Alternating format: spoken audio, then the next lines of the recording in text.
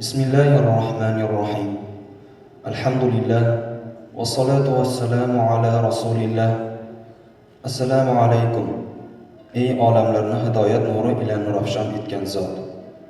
Sizga ota-onam fido bo'lsin. Ya Rasululloh, siratingizni o'qir ekanman, sizni yanada yaxshiroq tanimoqdaman.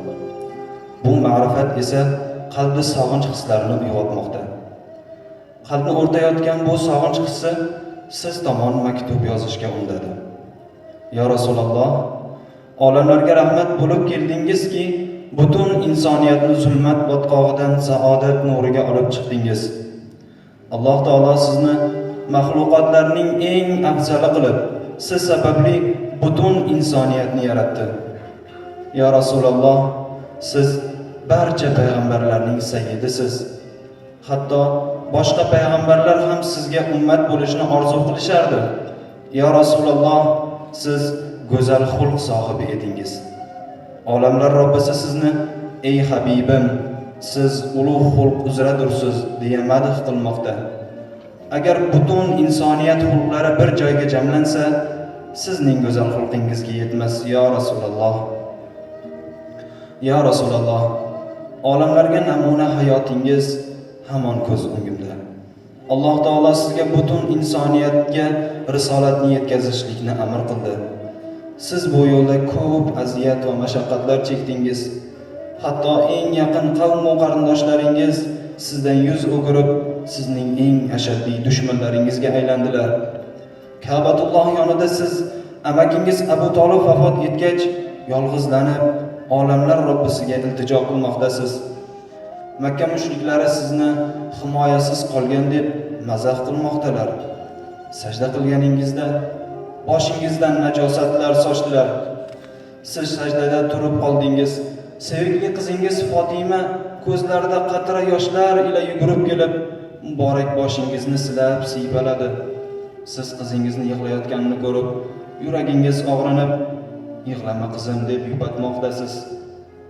Bu muborak boshingizga jonlarimiz fido bo'lsin ya Rasululloh.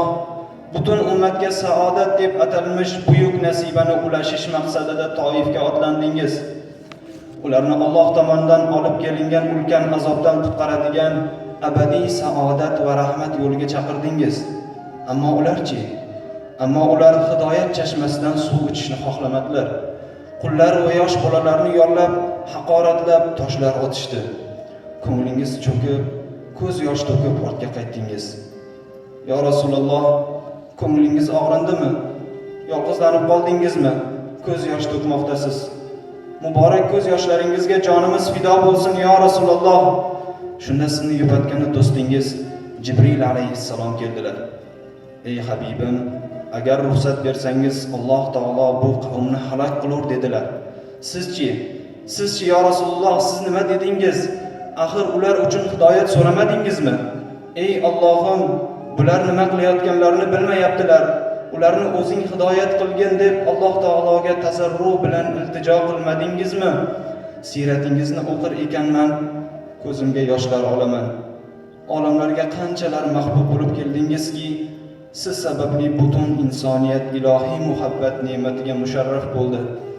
Ilohiy lutf bo'laroq bu lahzalarda sizni sog'inib maktub yozar ekanman, hayotimda uchramagan his-tuyg'ular ummoniga g'arq bo'lmoqdaman. Ya Rasululloh, sizni ummatlaringiz juda sog'inishgan.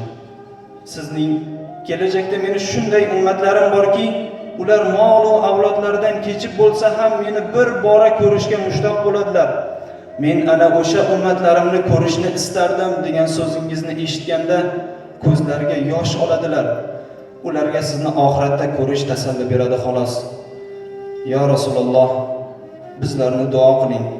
Sizga munosib ummat bo'laylik. Siz zulmat botqog'idan olib chiqqan bu saodat kemangizni boshqaradigan davomchingiz bo'laylik. Alloh taolo bu dunyoda sizni ko'rishlikni nasib qilmadi. Oxiratda birga qilsin. Tushlarimda bo'lsa ham javob maktubingizni kutib qolaman. Javobingizdan meni bebahra qoldirmang ya Rasululloh. Assalomu alaykum va rahmatullohi va barakatuh.